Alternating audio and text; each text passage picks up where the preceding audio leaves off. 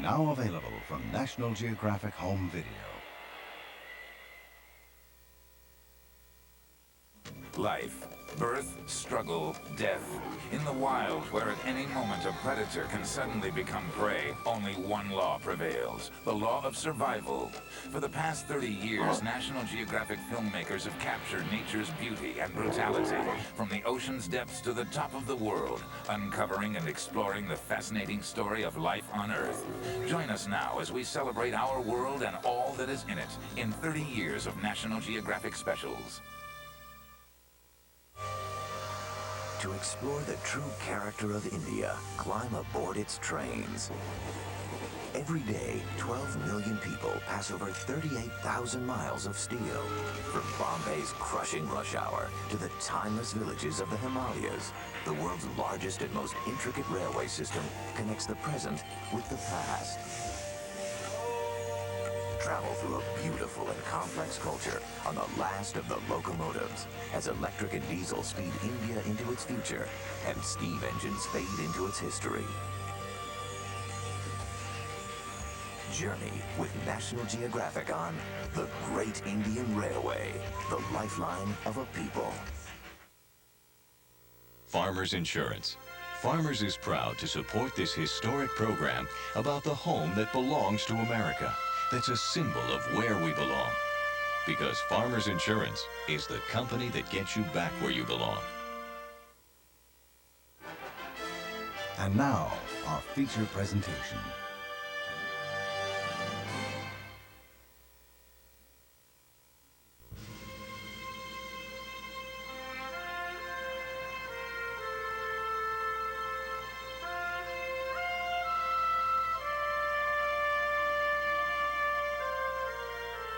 It is a simple mansion, built of stone and irony, a symbol of freedom invested with the labor of slaves and great statesmen alike. It is like no other place on earth, a house alive with the past and present. I deem this reply a full acceptance of the unconditional surrender of Japan. That a strong and a confident and a vigilant America stands ready tonight. It is an odd place where the monumental and the mundane coexist. Then to provide a nuclear strike capability against the Western Hemisphere. Therefore, I shall resign the presidency effective at noon tomorrow.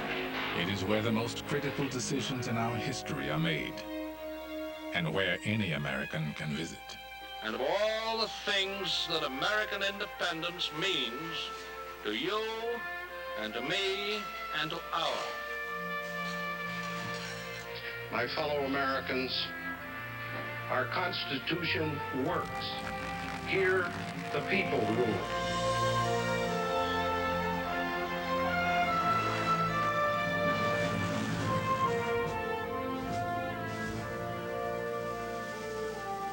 Now you will journey through time and a day, meeting the people and hearing the stories that give this powerful place its soul.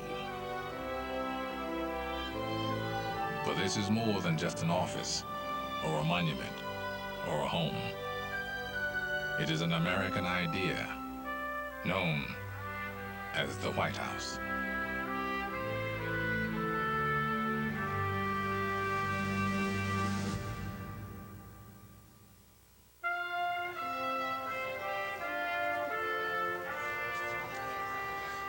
It is the most familiar building on the American landscape. A house that embodies almost all of American history. Yet we know little about it. From the outside, it remains a distant symbol. But inside, the idea comes alive.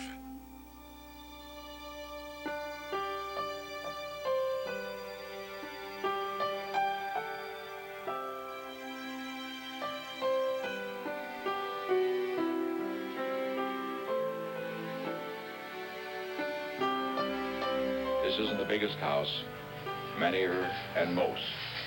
and even smaller countries are much bigger. This isn't the finest house, but this is the best house. It's the best house because it has something far more important than numbers of people who serve, far more important than numbers of rooms or how big it is, far more important than numbers of magnificent pieces of art. This house has a great heart, and that heart comes from those who serve.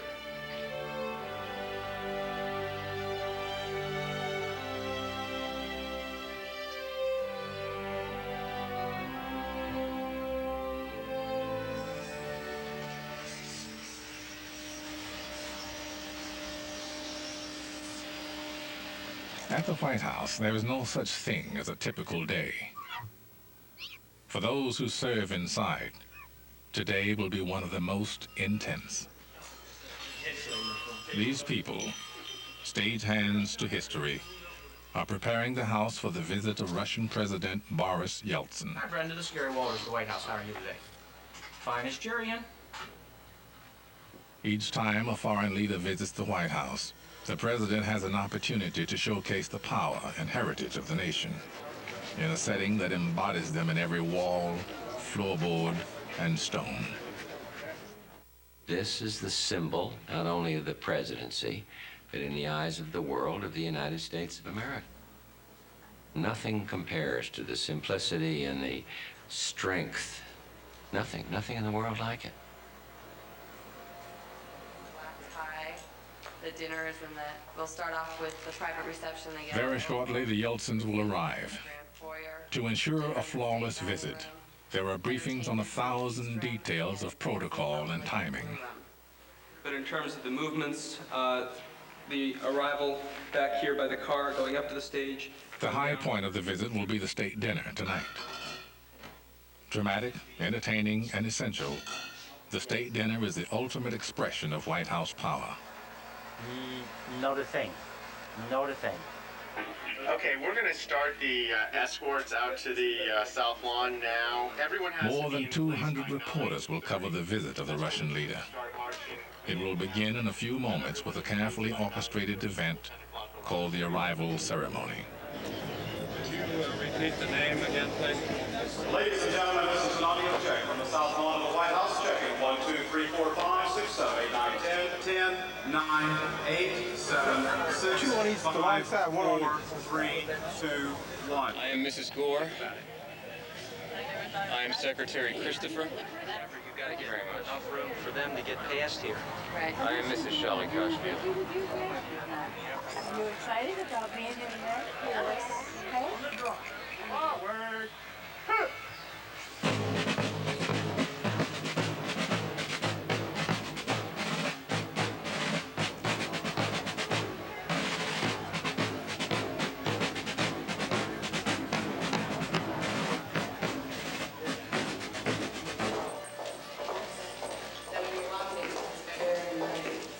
Inside the White House, with only minutes to go, the President and the First Lady receive their final briefing. You return to your position. Nice to meet you. The commander will So I say a sentence and I stop. Exactly. Okay, and the interpreters are to your left. Okay, the press is off, you're facing the press. Afterwards, you come back in here and the The only thing I don't remember is, what are the cues from down here, both coming and going? He turns his back, that is his final cue. Stand by about 15 He seconds. will turn his back, he will do some more steps. He will face you, he will cue you at all times. And then we go back and start And then you speaking. come back. Okay? That's when you come. Yeah, when you come, that's when you come down. Then we Yeah. bring you back to the. Just remember the consecutive. Okay? Yep.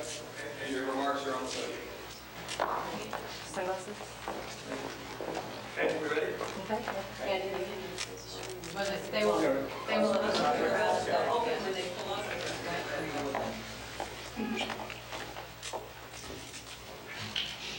Trish, thank you.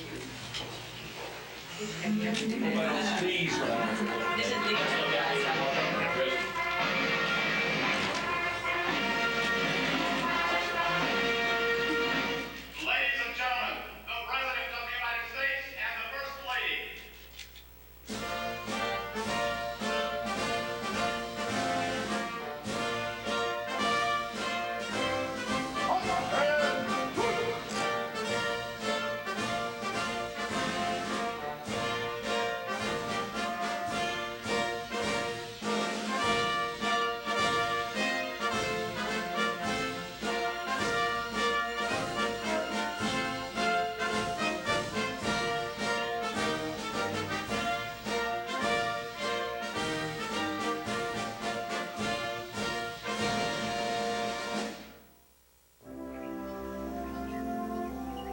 The White House is so universally recognized today that it's hard to imagine when it didn't exist.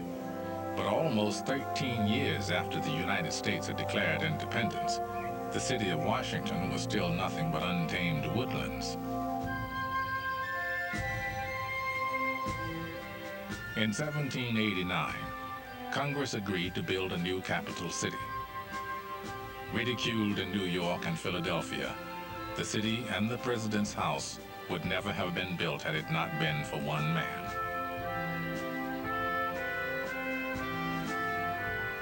Washington wanted the city built. By law, it had to be occupied by November the 1st, 1800, and many forces were acting against this new city in the wilderness. Washington wanted it. He wanted it in the middle of the country. He wanted it on the Potomac River, and he was determined to have those buildings because in having the buildings, he would have his capital. Since the idea of a president was new, no one knew what a president's house should look like. Thomas Jefferson suggested a competition to find the best plan, and $500 was offered for the best entry.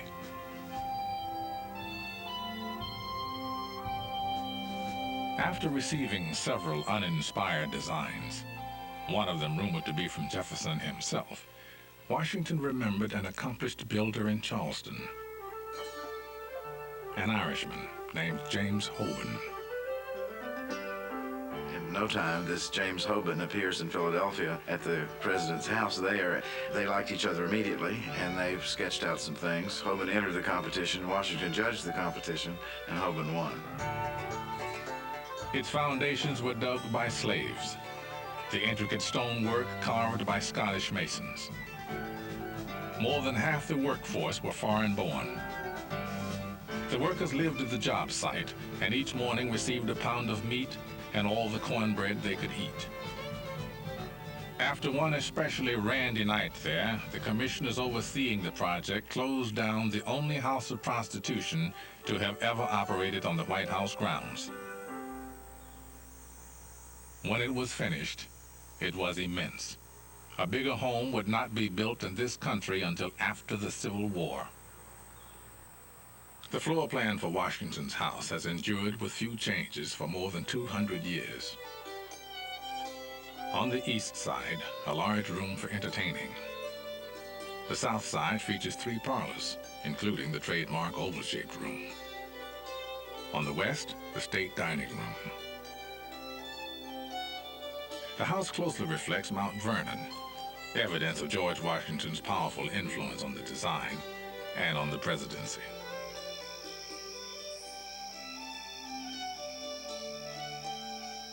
He would walk into a room crowded with people, and a hush would fall over the room.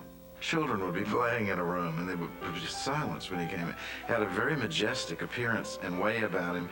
He was self-effacing. He wasn't pompous or flashy in any way. He had a natural majesty about him that poor John Adams, who followed him, never could fill those shoes. But Washington did, and Washington got his way. One time they tried to change the size of the grounds to be around the new palace, as they called it, and Washington wrote a letter, a rather curt letter, about how it was going to be, and at the end he simply wrote, "I require it."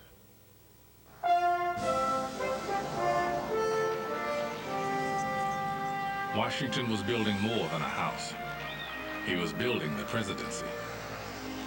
The house remains one of the president's most useful tools.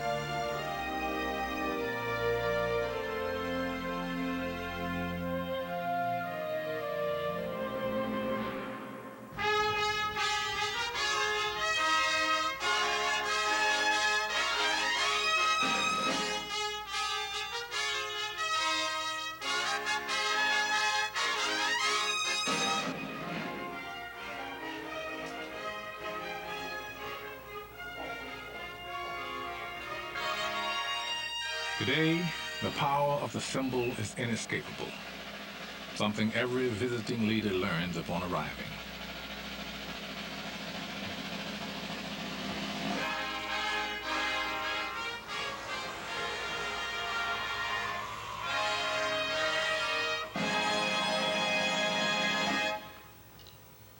At that moment, I become the United States and he becomes Russia. and we stand for all of our people. And if this state visit goes well, then it's proof that the Cold War is really over, and we're making a newer and better world. And I don't want to mess it up. I want to do it right, because it's the United States. Conceived by President Kennedy in 1961, the modern ceremony not only impresses the visiting leader, it gives him the distinction of being welcomed here.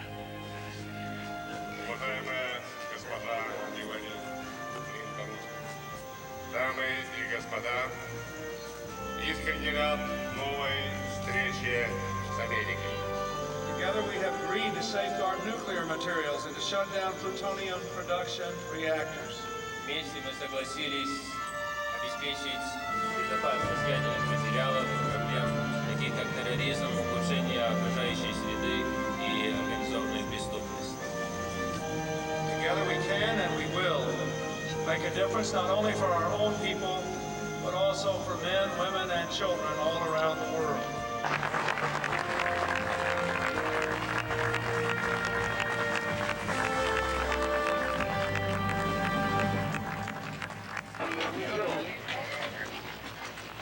The receiving line's going on right now inside. President and Mrs. Clinton receiving the official party. We have a full day, full slate in front of us. We have some canopies to put up yet, flower material to put around. There's a lot of activities going on yet. See you later. All right, Jim, what else we got?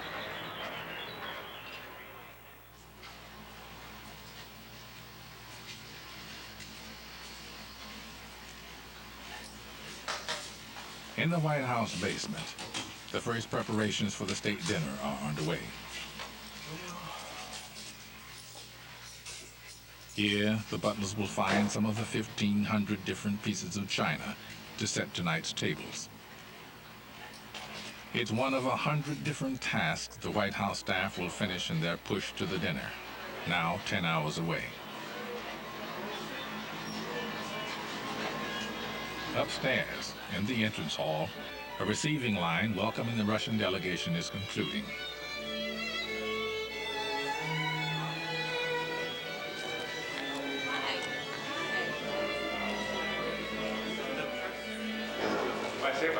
Very good, thank you. Just a few steps away, the china is wheeled into the old family dining room. The White House is barely large enough to hold a dinner like the one planned for tonight. So, this elegant room has been converted into a giant pantry, so butlers like Buddy Carter can serve tonight's 150 guests. There's so many people that are capable of doing this job, but I'm one of the few selected that get to do it. So that's why I take a lot of pride in what I do, and I love it. There are about 100 full-time employees at the White House, and today they are all civil servants. But as late as 1910, almost all White House staff, whether nurse, butler, or office clerk, were hired by the president and paid out of his own pocket. This is the time to do the state dinners by. This better be on time. The White House resident staff still serve at the pleasure of the president, but they are managed by someone called the chief usher. Can I speak to Jim, please? Gary Walters has been the chief usher for 10 years. He's a conductor, directing everyone from butlers to plumbers, all the people who serve the family and make the house work. In addition to all those things that you see and wonder how they're going on, there's also those things that are going on behind the scenes. This is still a home.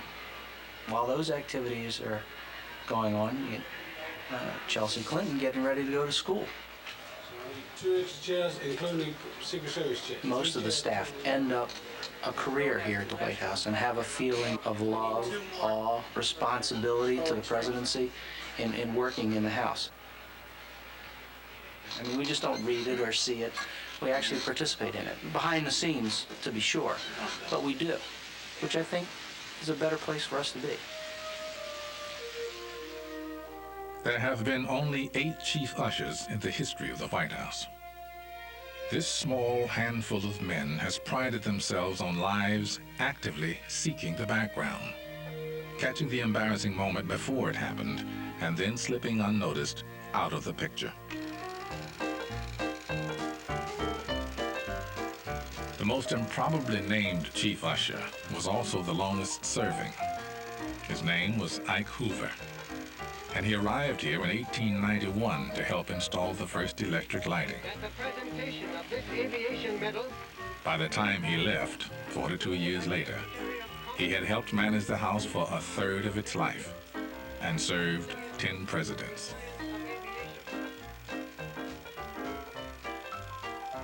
Having someone who is master of the details helps make this formidable house livable.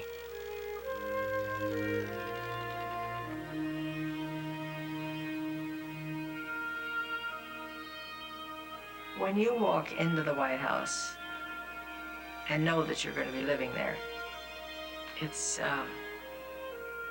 really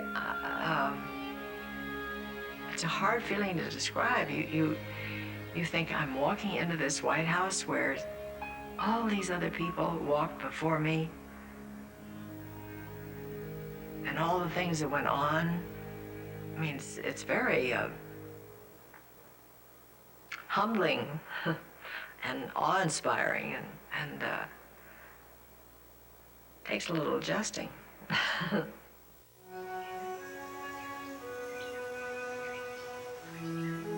Although he built the house, George Washington died before it was finished. John Adams, intimidated by the expense of running such a home, said he'd prefer a row house instead. But Washington's house held irresistible allure.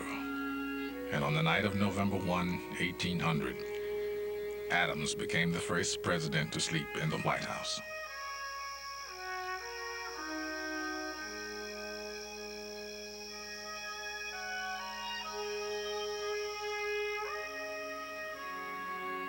Well, he woke up the next morning and he wrote a letter to his wife.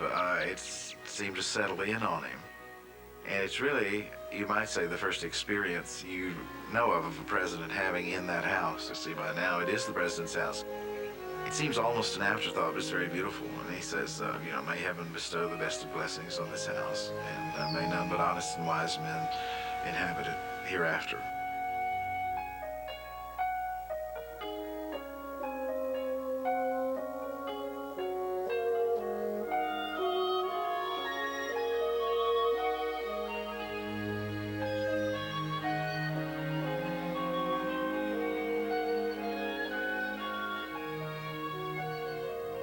The White House was imbued with intense historical meaning for me. Just to think that you know, that's where Theodore Roosevelt and Abraham Lincoln and Harry Truman and Franklin Roosevelt and John Kennedy had lived and worked was sobering and also exciting. So I would say the first day or so we were kind of like tourists.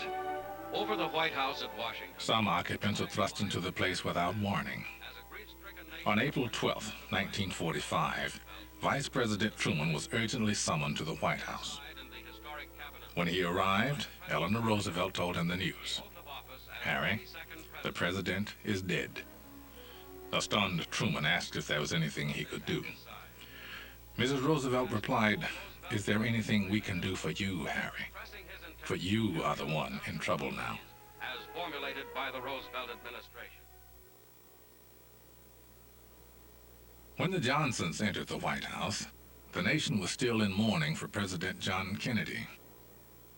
One of the times that was a throat-gasping time for me was the morning of December the 22nd, when I came down to the first floor, where all of the chandeliers had been draped in black net, and to come back and see that gone, and the Christmas tree brilliantly alight. I think we had it in the Blue Room. That was just, you just gasp with sort of relief, and now we are started, and life will go on. For the first families, from the moment they move in, Life goes on in the public eye. For their own sanity, there must be a refuge. And at the White House, it is upstairs. Only above this stair is privacy absolute. Never, while a presidential family is in residence, may cameras pass beyond this gate. Cameras above the first floor are still rare because this is where the families live. The second and third floors are one of the few places on Earth where the families are not accompanied by Secret Service. At the heart of the second floor is the yellow oval room, which leads to the Truman balcony. We sit out here and have discussions, or sometimes we'll have a candlelight dinner here on the balcony. And as you can see, the tourists are over here by the fence, and for a change, we watch them.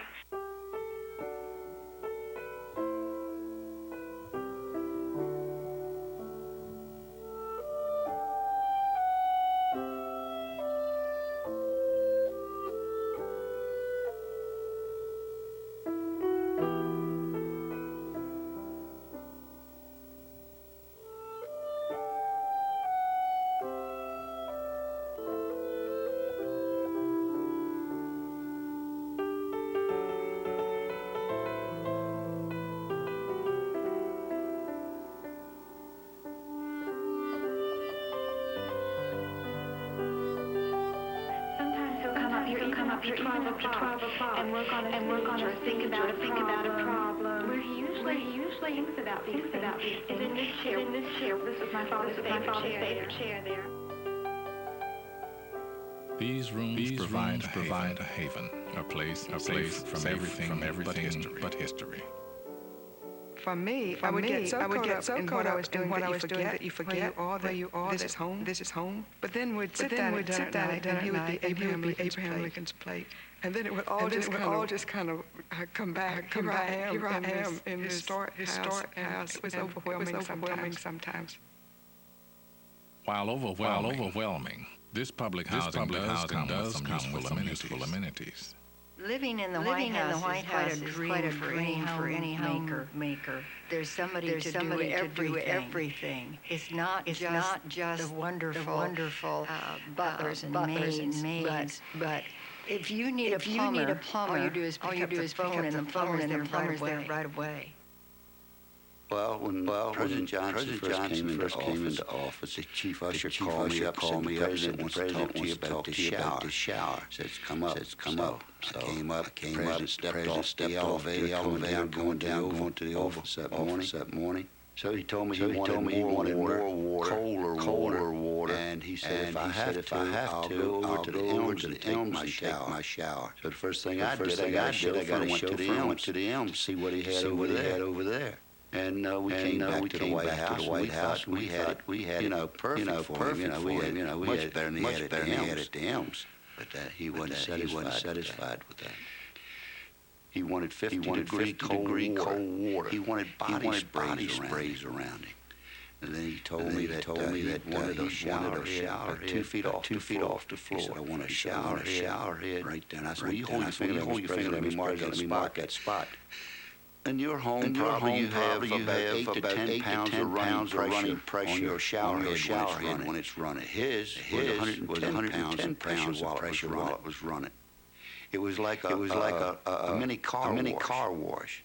The chief usher, Rex Scout, he said, I have to try that shower out. And it just kind of pinned him right up against the wall. He said, I don't see how the man can stand it.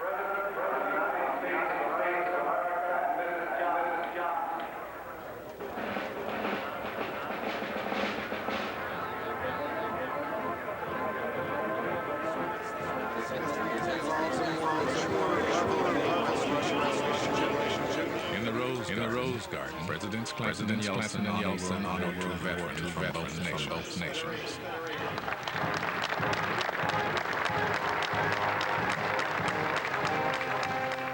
On a day like this, so much must be done.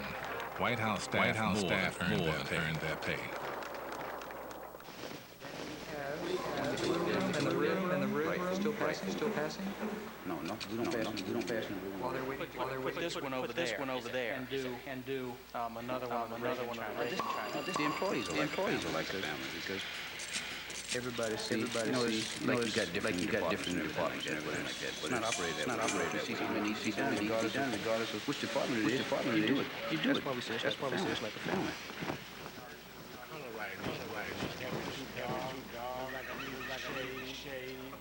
I think the people who serve here a long time obviously do it because they love their country, loving their jobs, and they're able to be loyal to presidents. Some of whom they voted for, they must not have. Otherwise, I mean, by definition, if you look at the changes that go through over time. And I think that somehow they have the idea, and we have that when you live here, you have to. There is a sense in which you can put your politics behind and put your country first, and they kind of symbolize that. There's a marvelous group inside the White House. I'm talking about the White House family, and they have a wonderful way of making whoever lives here feel at home. I remember one time teasing a member of the staff, one of the butlers, and they are really like family, treated our children like family. If you don't behave, I'm going to get you fired. He burst out laughing and said, Presidents come and go. Butlers stay. In 1945, a young electrician named John Muffler came to work here. For the last 50 years, in addition to electrical jobs, he has handled the little annoyances of life for 10 families, like replacing watch batteries and fixing eyeglasses. You want to do the ground floor, right? No one in the history of the house served here longer. Not going too fast for you? The man with the longest tenure, fittingly, also is in charge of time. Every Friday, Mr. Muffler winds the clocks in every part of the White House. How many clocks are there in this place? Several. It's a beautiful clock, and it still keeps good time. Do all these clocks run at the Yes, they all run. We have a special man that winds clocks every Friday. I always managed to beat it when he come in somehow. And one morning he said to me, son, do you know why when I come into this office, these pictures are all crooked? Oh, bent out of shape. I said, no, sir, Mr. President, unless the cleaners, when they're dusting, they move around. He said, no, that's not the reason. He said, would you like to know? I said, yes, sir, Mr. President, I would. And he said, rotation of the earth causes that. I said, yes, sir, Mr. President. But he went over every morning. Oh, I love Mr. Muffler. I can't do anything like program VCRs, set digital clocks, and so I'm always needing his help to my rescue. But he's a perfect example of the kind of dedicated people have given to the White House, presidents and their families over 20 years. Only a handful of White House staff develop a relationship with the first families. During the Hoover years, the president and first lady happened down the hallway. Staff were expected to disappear. Some remember jumping into closets, only to find them already occupied. That policy eventually changed. But today, the job is just as demanding. There were many days when I come home at night, it'd be late. My wife would be asleep when I leave in the morning. She'd be asleep when I come home at night. And I'd get up and go back to work the next morning, and she'd still be asleep. The White House is when you really think of it in terms of how important it is, and how the people depend on you to do a job. And those are the things that you have to do to get the job done. It's no excuse that the job don't be done. United Nations War Council. President Roosevelt and Prime Minister Churchill at the White House. Because of what happens here, even in the wee hours of the night, someone is always on call. Alonzo Fields, White House butler for 21 years, developed a unique relationship with Prime Minister Winston Churchill. Around 1:30, I decided that Prime Minister satisfied, I know. And I was thinking of really going to bed. And the bell buzzed. I went in. Prime Minister walking up and down with this scotch in his hand. Talking, quoting, and saying different things. And he says, we're trying to find out from the Russians we can do for them. What can we do? It's like an iron shade. And then he stopped his foot. Make out an iron curtain. And then he saw me, and my eyes saw the bottle was empty. My poker face didn't fool him. He says, yes, my man, I need some more to drink. He says, I have a war to fight, and I need fortitude. So I proceeded, got a bottle of scotch, and Prime Minister drink. And then I said, Mr. Prime Minister, will that be all for tonight? And he says, I don't know. I can't depend on you. I said, well, Mr. What is it? And he says, well, if ever I'm accused of being a teetotaler, I want you to come to my defense. I said, Mr. Prime Minister, I'll defend you to the last drop. Whether war or household drama, the staff lives with the first families. I remember when President Carter's grandson, James L. Carter, the fourth was born. But soon after the inaugural, there was a sense of euphoria here at the White House. Through everybody. We had a grandson born about a month after we moved in. Little James. And when we left the White House. At the end of 4 years, I always remember holding James in his arms, tears running down his cheeks, that we were leaving. The children, especially the little ones, will remember the rest of their lives. And that's exactly 2 weeks ago. Jimmy came over and this high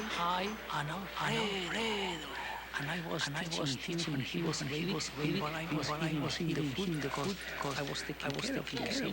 I was teaching him his language. Uno, dos. And I remember him crying. Alfredo cried because he loved that baby.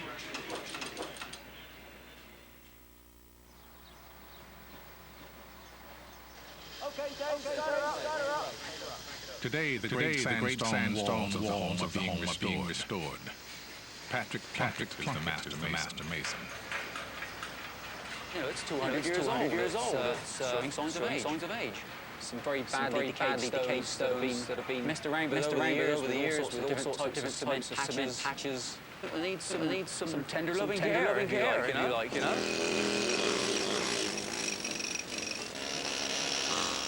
The masons have finished three of the four sides of the house, hacking out decayed and crumbling stone and replacing it with new. The replacement stone comes from the same quarry as the original. Because it was porous and vulnerable to the elements, the first masons sealed it with a wash from salt, rice, and glue. Out of necessity, they produced the first layer of paint that would define the house itself. By 1979, there was so much paint on the walls, another layer wouldn't stick.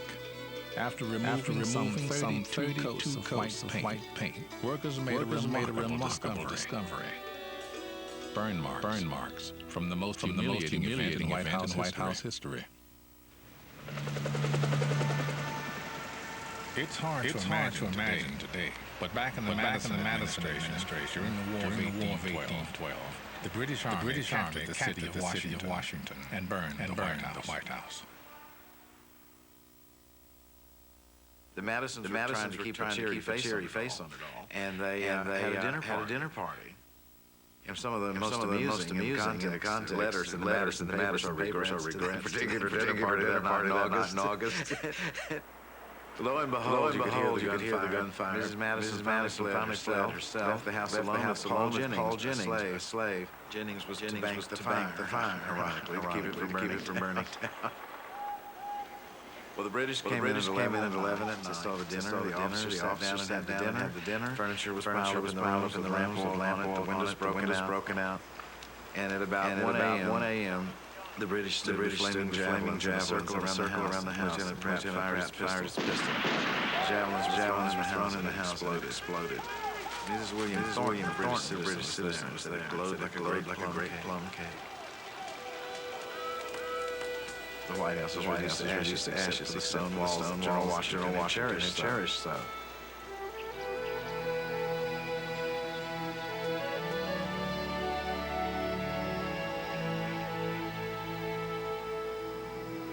Upstairs on the Truman balcony, we have one block that's unpainted. And whenever we have people up there, I take them outside and I look at it. Remember this house burned in 1814.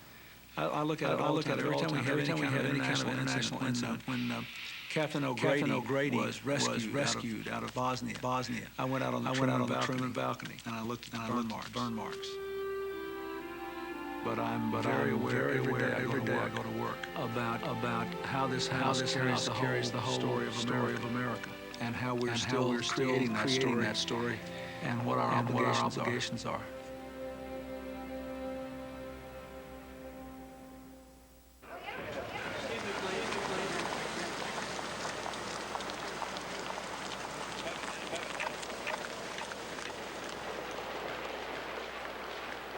Throughout the day during the state visit, meetings between the official delegations are held, and the press moves from room for photo opportunities. Those living here are surrounded by constant reminders that they are not living a private life. I feel as though I've just turned into a piece of property. Jacqueline Kennedy said, after only 2 months in the White House.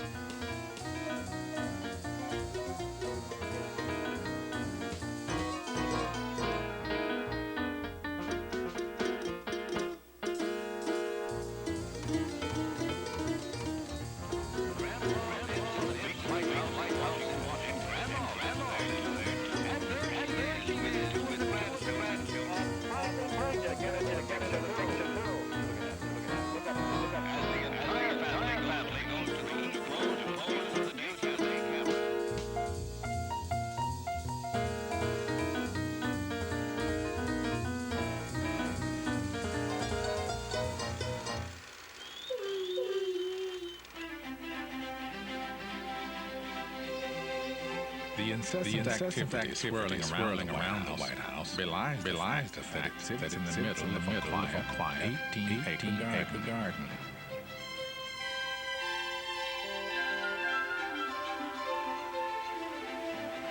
I didn't know, Eleanor Roosevelt once wrote, what a steadying effect the beauty of the house, gardens, the dignity and serenity of the place would have on the souls of its inhabitants. I love to get out and walk all over the place and look at the trees and recall President planting so many of the starry trees. The oldest trees are 3 ancient magnolias, still standing more than 100 years after Jackson planted them. Almost every president has planted a tree. It's a ritual that allows each family to leave a memorial mark while regenerating the grounds. We too, just like every president, had an opportunity to plant free of our choice. And I wanted so much to plant the live oak, which speaks of the hill country. Well, that's home. But it's not their habitat. Just forget it. Plant what will grow well there. So we planted another variety of water oak. It grows very well in Virginia and the surrounding country. And I do look at it whenever I'm back there. The South has always been the quintessential American backyard. Something between a playground and a formal garden.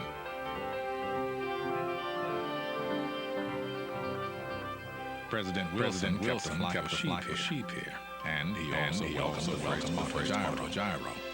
Each morning during the Hoover administration, the cabinet played an exercise game with the pound medicine ball. When Ike installed the first putting green, the stage was set for confrontation with the local constituents. Squirrels created a nutty problem at the White House. President Eisenhower complaining that the four-legged vandals are tearing up his putting green. The president, a very earnest golfer, brought on a minor political storm with his decision to banish the squirrels, even though nobody has found out whether the animals are Republicans or Democrats. Well, the South Lawn is well inhabited by squirrels. And up at Camp David, I noticed that the oak trees shed acorns to a great extent, and the squirrels didn't do much about them. So when the day came to go back down to the White House, I'd fill my pockets with acorns. And there, up and down in the rose garden, there would be these squirrels, and I'd throw the acorns out to them, and you'd see them. They'd just go and grab for those acorns. One occasion at Camp David, I didn't get any acorns. And when I came back, I went into the Oval Office, and we were having a meeting there. I looked, and at every one of those windows, the squirrels were standing on their hind legs and looking through their front legs inside, and they're looking at me. And they literally, I could see they were saying, where are the acorns?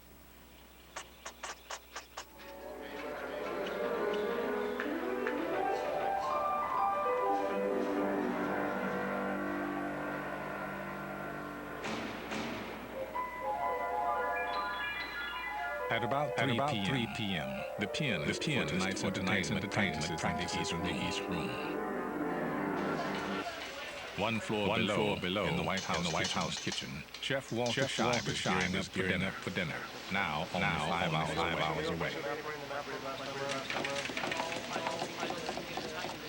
In addition to the normal pressure to please, turn of the century chefs had routinely served 7-course family meals and 20-course state dinners.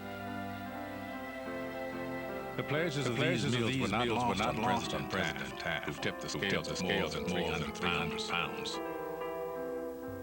Though a success in the kitchen, the chef's hands caused problems elsewhere. White House bathtubs too narrow for Taft. To his consternation, the president was frequently left stuck in the tub. White House ushers were sent scurrying to find a proper vessel. When it finally arrived, it was 41 inches wide, could hold nearly 65 gallons of water, and all the men who installed it.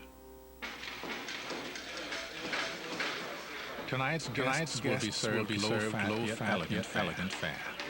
An appetizer with ginger-marinated salmon, rack of lamb, a salad of mixed greens, and one of the legendary White House desserts. That's a really nice color there, very nice blonde. Roland Messier has been pastry chef at the White House for 16 years. Okay, that goes back. This is when I am even more nervous than normal. You have to remember. You know, when you serve a state dinner, who are your guests?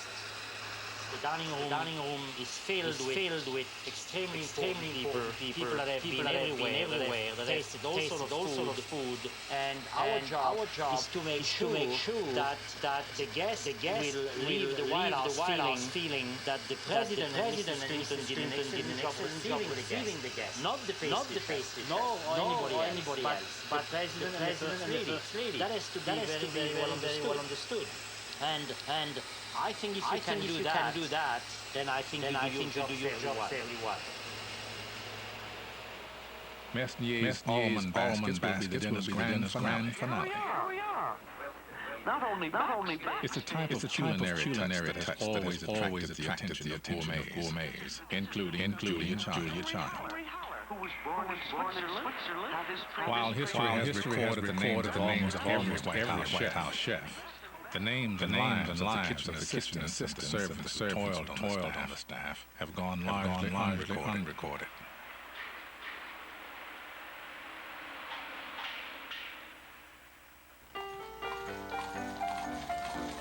In 1909, Mrs. Taft considered firing all of the white ushers because they couldn't be treated like servants the same way as blacks. She was persuaded not to. Despite the discrimination, black Americans who worked here then created a vibrant world. Their White House positions placed them in the upper strata of Washington's black society. James Coates, Adolph Byrd, and Arlen Dixon. I remember the first three brothers I met during the Taft administration. Lillian Rogers Parks, a White House seamstress for 30 years, was introduced to that society by her mother, Maggie Rogers, a maid to Mrs. Taft. They had their homes and they entertained. And then we had clubs. That was very classic. And that gave them the idea to get together and have a little trouble, the White House chandeliers. Named for the cut glass fixtures in the East Room, the Chandelier Club, like many social clubs in the early 1900s, held a ball each year. Though it was not staged there, the White House made the Chandelier Ball exclusive. The Marine Band played, and White House dignitaries always attended. But outside the ball, black workers were still treated as second-class citizens. In 1902, President Teddy Roosevelt invited the noted educated Washington to the White House for dinner. Press reaction in the South and the North was severe.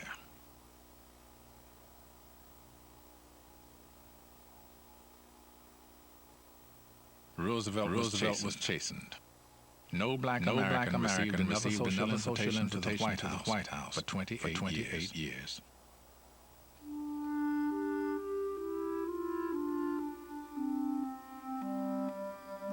When Chief Butler Alonzo arrived at the White House in the 1930s, he kept a daily diary, monitoring numbers of guests, how much food was served, and the performance of the staff. But on some occasion, like a visit by Vice President Jack Garner, he also recorded what he heard. Now, he was a friendly man, Mr. Garner, Vice President. Hello there, boys. How was he? Oh, he's smiling, I'm sure that he would do almost anything for as long as you accept your pores, and that's your type of attitude. The President says, how you doing, Jack? Well, he says, I'm better now. He says, I'm down in Texas there. My belly's so damn big, I can't get down to much corn. And I got old nigger doctor up here and works on my feet. Now, boss, if you have any feet, I'll send him over to you. Well, in this, you have a twofold situation. He's recommended the man as being good. You say you ought to be satisfied with that. But in the way he's a recommendation doesn't give you any credit really at all. If you're going to fight to prove that you're better than anything he thought you were. Be as humble as possible. Ignore it, and then build pride in yourself. These people, they think they're better than I am. And you can say within yourself, I know what I am. I'm serving the country.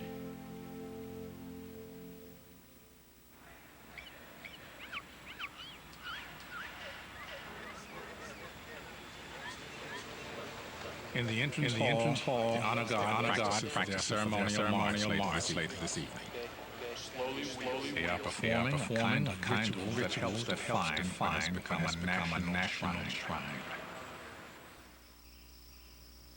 For the occupants of the late 1800s, the White House was too small and not nearly grand enough for the nation's aspirations. There were frequent and elaborate plans to expand or even abandon it. I don't think the White House would have survived the late 1860s had it not been where Lincoln had lived.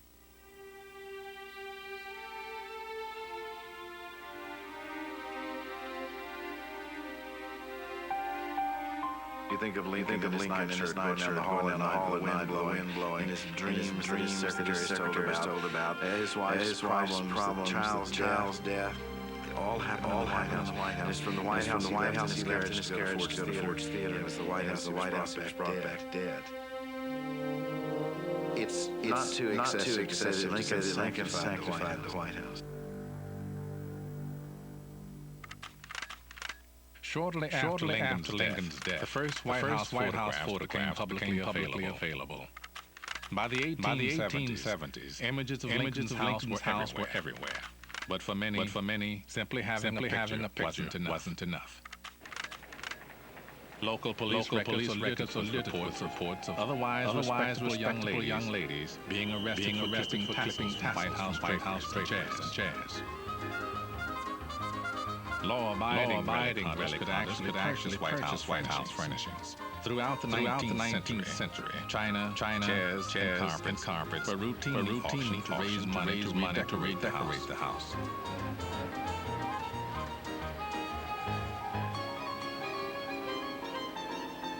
Now, Mrs. Theodore Roosevelt began to be upset about these auctions. Mrs. Roosevelt was an ardent antiquer. She would practically stop a parade to go to an antique run out with a couple of andirons. She really was an aggressive antiquer.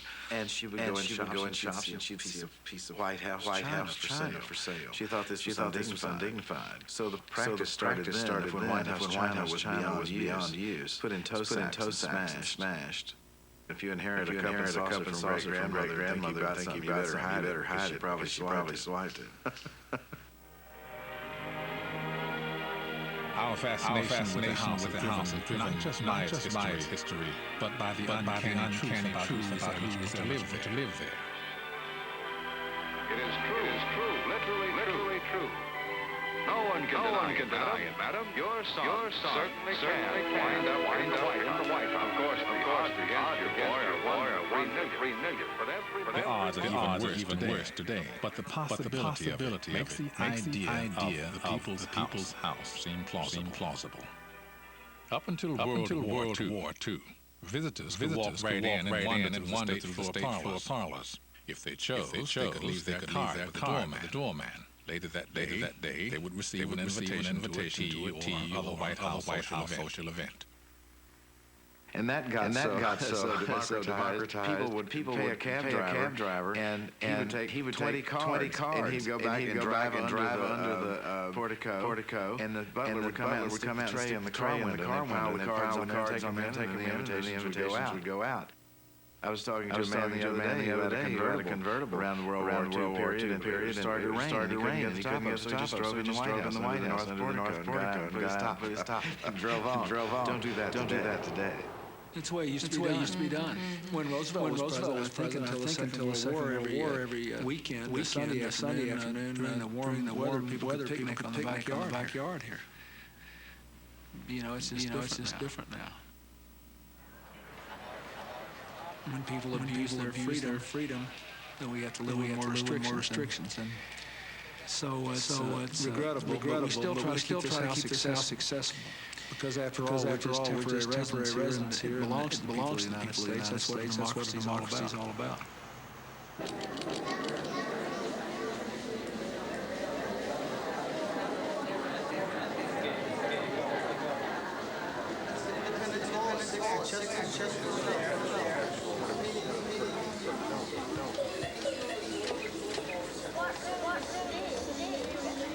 Blue room. I used to take some foreign visitors state to the tourist line, and I did it more for the benefit of the state than for the tourists. And some of them found it amazing that the house would be that open. We'd say, where are you from? And not only be from any of the 50 states, but from many other countries. And it made a profound impact on foreign leaders that I would take there. And I think they got a better sense of the strength of our democracy when they saw that. I know it's true.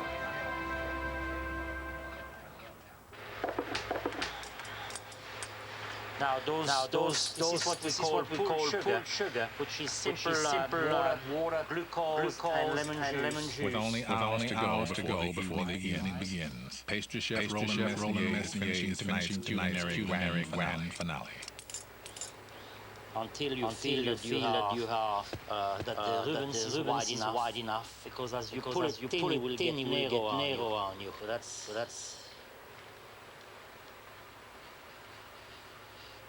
just like a baby. Very careful. You have to kind of tickle it, massage it, and be nice to it. See, look at these. Huh? Precision and timing is the key to a beautiful Rubens. It makes you very nervous because of the kind of material we're using. See, you can see the shadows just like one touch, that's it. One wrong move in the corner of the door. So I think in every state in our age about 2 or 3 years. Messier's creations represent the sophistication of the White House staff. But it wasn't always this way. At the end of the 19th century, the President's House reflected the manners of a frontier nation, not the style of an emerging imperial power.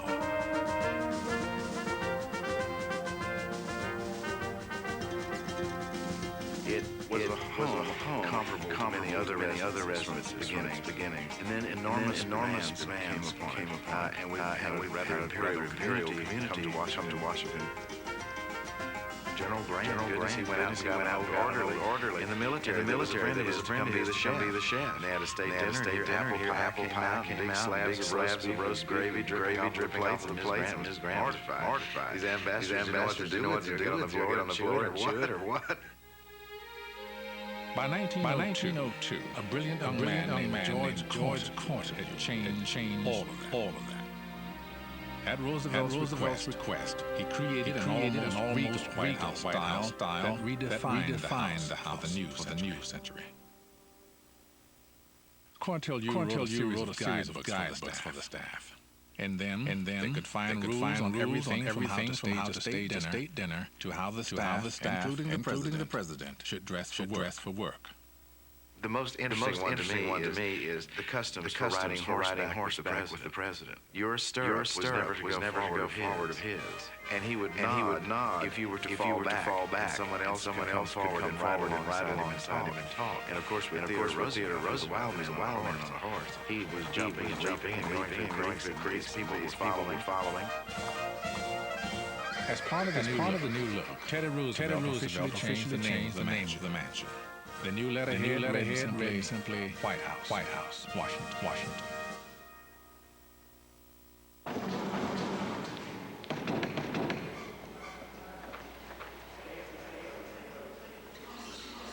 Inside the state dining room, with only a couple of hours to go, Chief Usher Gary Walters was struggling with the most pressing problem at the White House. A lack of space. That one goes up, and that one goes over this way, right?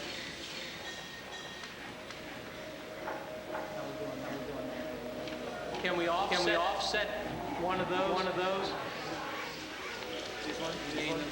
It may seem small today, but for the Roosevelts, the turn of the century, life in the crowded White House was miserable.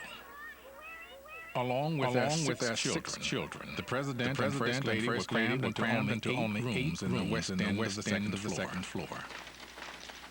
At the other end of the floor, almost 30 office workers toiled amidst the noise of telephones, telegraphs, and typewriters.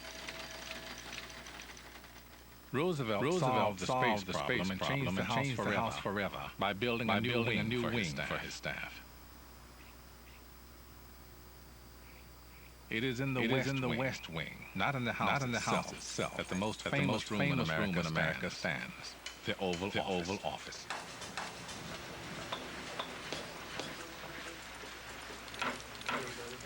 Heidi, how you doing? They're with me. It's okay.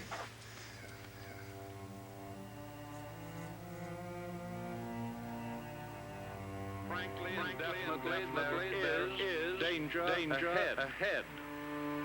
dangerous twitch, we must prepare. We are now prepared to destroy more rapidly and completely every productive enterprise the Japanese have in any city. We shall destroy their docks, their factories, and their communications.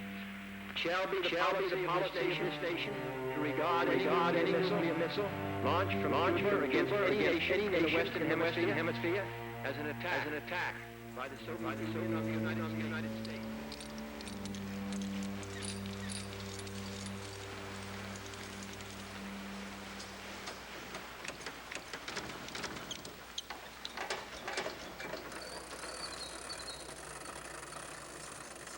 Because of the history that has been made here, the White House is the most symbol of power in the world. The power of the House is exploited not only by those who work inside. It is used by those outside the fence as well. Give this Bible to President Clinton. This God's victorious Bible. You know, I gave $50 about Food Bunny to buy President Clinton's Bible.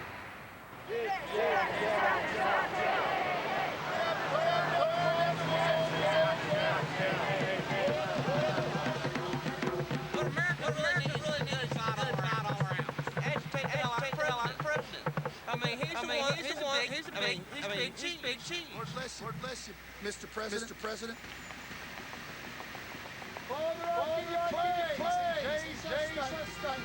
I'll give you praise. Today, the White House is an obvious and irresistible target for protesters. But early in the century, the idea of protesting at someone's home would have been considered a terrible breach of manners. On January 10th, 1917, the nation was shocked when women suffragists began to demonstrate. It was the first time a picket had ever been conducted at the White House.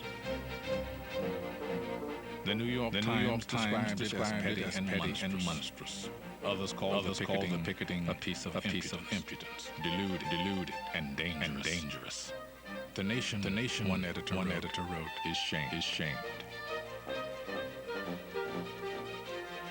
For their brazen gesture, 97 suffragists were jailed for 6 months without a trial. Their arrest was eventually declared illegal, and the right to protest in front of the White House confirmed.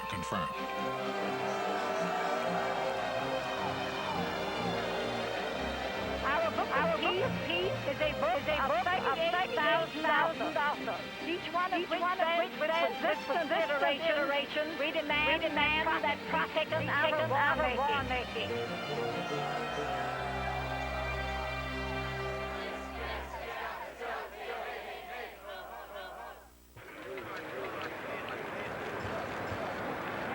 President Clinton has confirmed that the Muslim-led government has now asked... Perhaps the greatest incentive to protest at the White House is the presence of so many reporters inside the fence. By 1950, a permanent corps was in residence, operating from the same area television set aside for them 48 years before. When I first began covering, the press was still kind of in a makeshift operation. They were allowed into the west wing, which was the reception area, still is. And in the middle was this big Philippine mahogany table, and people waiting to see the president would sit down there. The press would sit down to see who was coming in and out. We would gather around Jim Haggerty, the press secretary to Eisenhower. He would sometimes say, sorry boys, no story today. And we would accept it, go off, have lunch, take a nap, forget it. So the intimacy in that time was just amazing. People like myself knew the presidents intimately. Why is 20 months in office, the president had who he wanted as his press secretary? But those days are gone. The odd marriage between the president and the press has grown increasingly adversarial. Neither the press nor the public has the easy access they once enjoyed.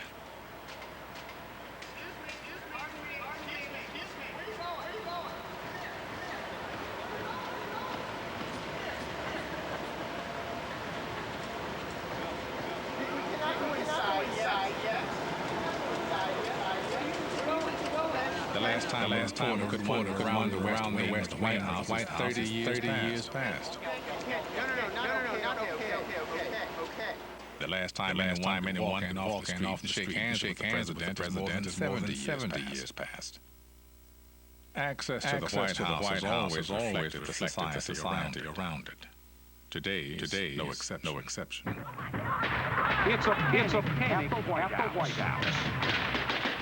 A crazed gunman fires away. Now he drops his empty clip.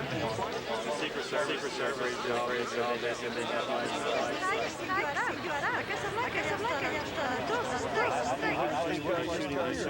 In the spring of 1995, Pennsylvania Avenue, the street in front of the White House was closed forever. Security increased, and the White House became a little more fortress and a little less house.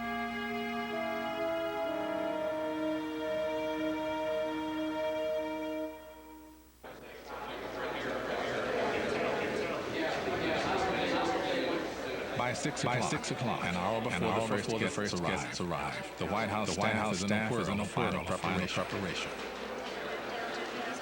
No. They greet these people. Each of the head people, the tables have been set up very well. I personally checked them. Front person tables to make sure there's not any drooling. I hope there's nobody here.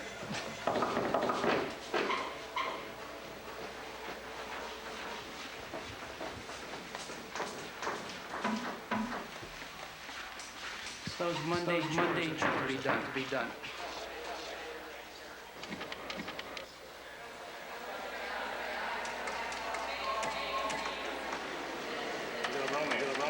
Part of what the evening's about is coming back at you. Is part of setting a mood as well as entertaining guests. We're trying to set a mood, which is a nice, pleasant evening for everybody.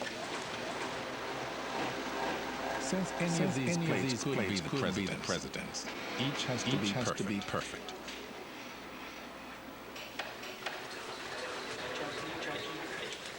Okay.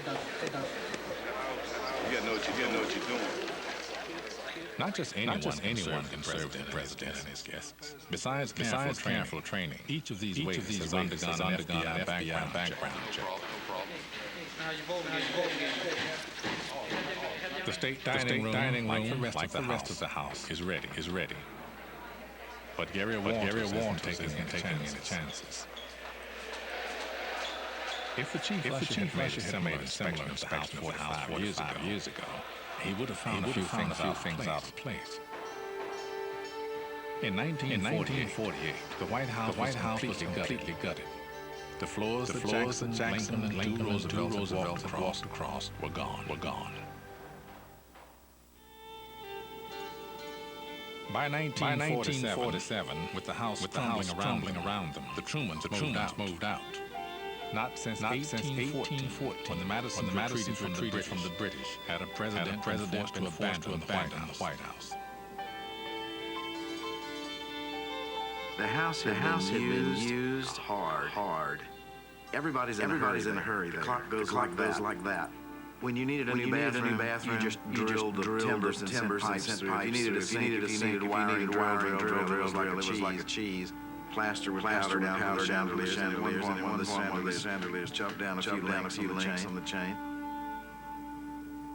When the White House reached the breaking point, Gerald Ford was a freshman congressman on the Public Works Committee. The president summoned them for the ragged home.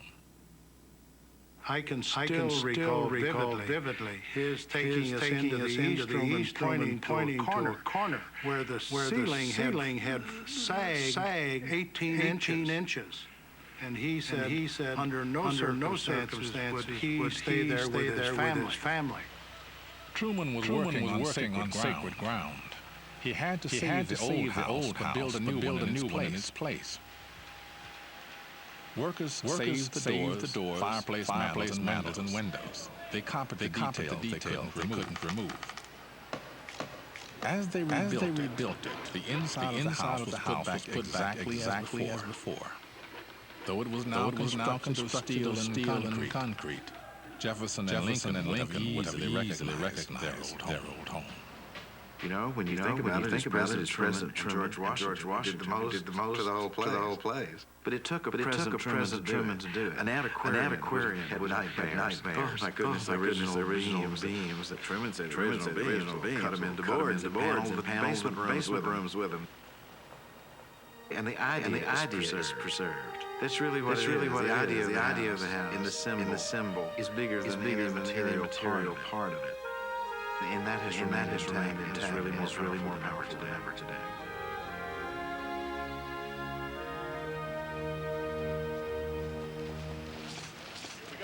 When the Yeltsins arrive, it will be here at the formal North Portico. But the rest of the guests enter the house through the ground floor. In LA law. The men have tonight they are all wearing tuxedos. What's appropriate for the women to wear?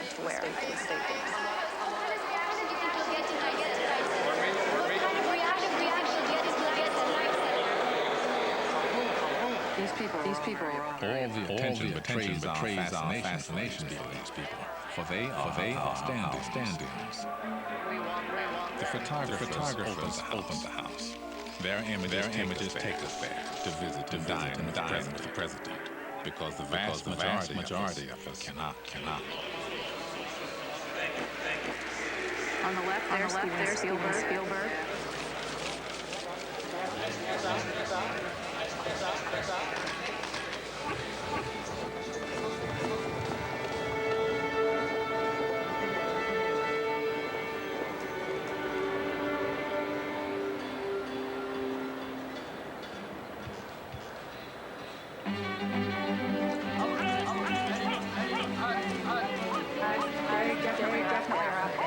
Please, and have a conversation.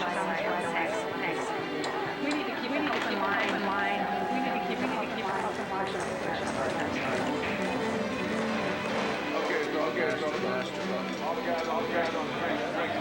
Come on. John's up waiting on us. This is him.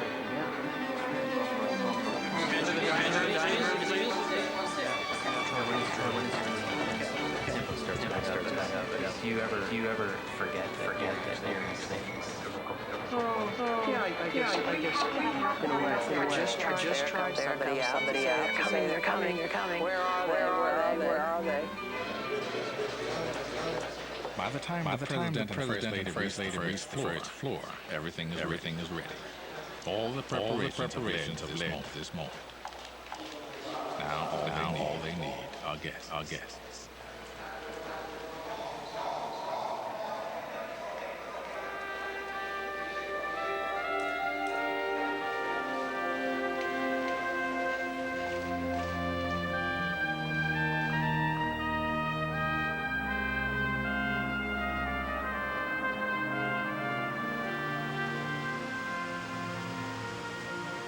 At night, it's a very different thing what happens at the beginning of the state visit.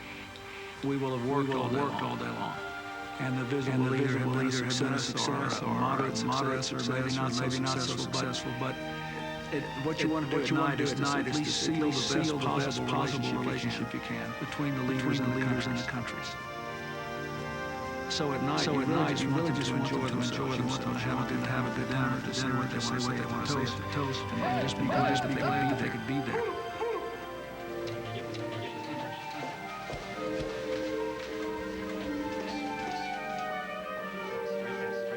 In the family's private quarters, seldom seen second the White House. One of the most critical moments of the visit unfolds. Here, the president and first lady have a chance to relax with their guests in the warm atmosphere of a home.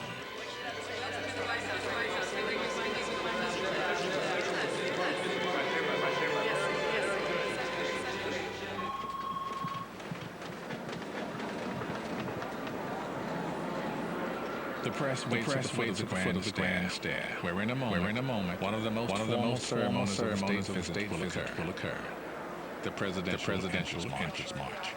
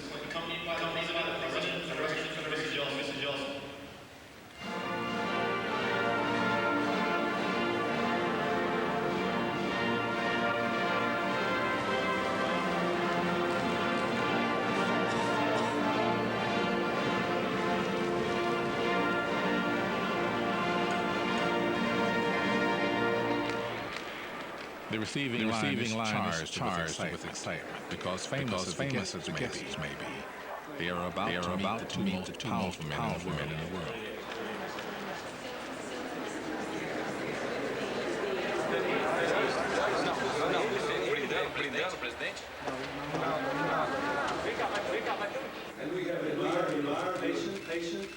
The rising anticipation of the evening is by the time the official toasts are made. President Yeltsin finished now. He's going a couple minutes over his 5 minutes, about 8 minutes speaking. Got the signal. And finally, dinner begins.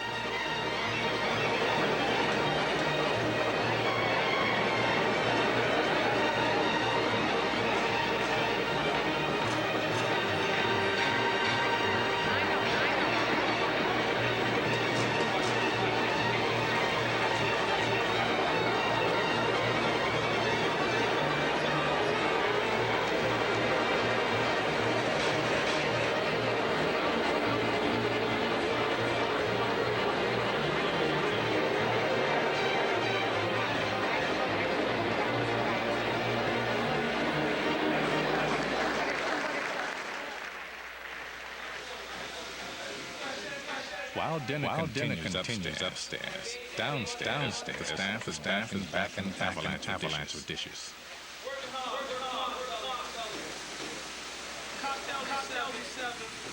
After the cocktails, that's when it starts flowing in. Start coming down, and after that, non-stop.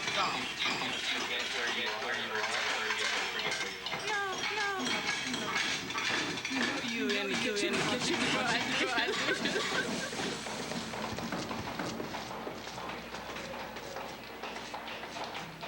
At the top of the winding stair that connects the two worlds, days of work are about to pay off for Chef Roland Messnier. I'm sherbet with vodka mousse in a nougat basket with fresh golden raspberry and peaches. You can eat everything, the whole thing. If you're hungry enough, you can eat the whole thing, yes.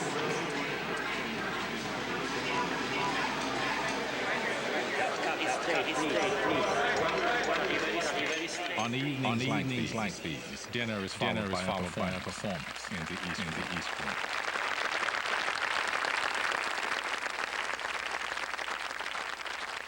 During the Civil Rights Movement, singer Sarah Vaughan performed here.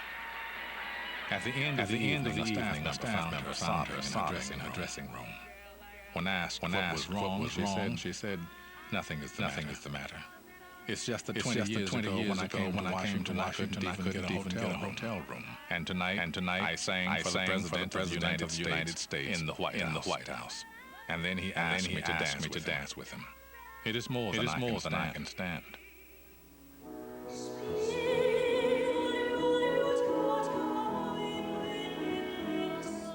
Tonight, Diva Kathleen Battle lends her voice to the house.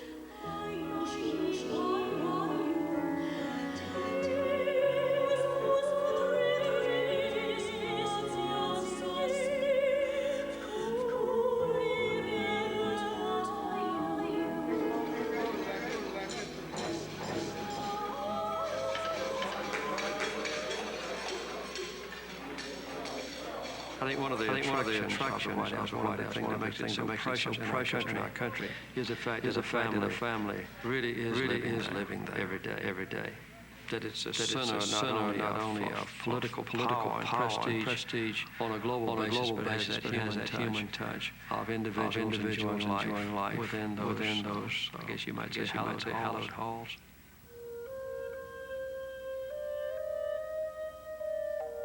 Tomorrow it will start all over again, and every day, for as long as there is a republic. Families will come and go, just as butlers and maids do. Dignitaries and old gentlemen who wind clocks. These are the people who furnish this house and give it life. And as they do, an American idea endures.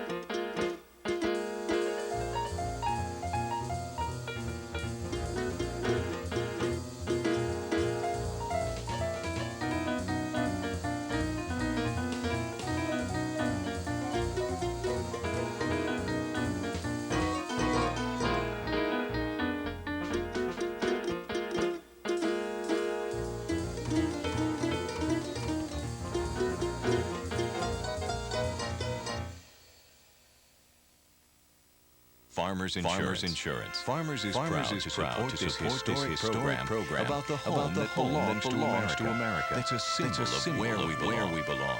Because Farmers Insurance is the company that gets you back where you belong.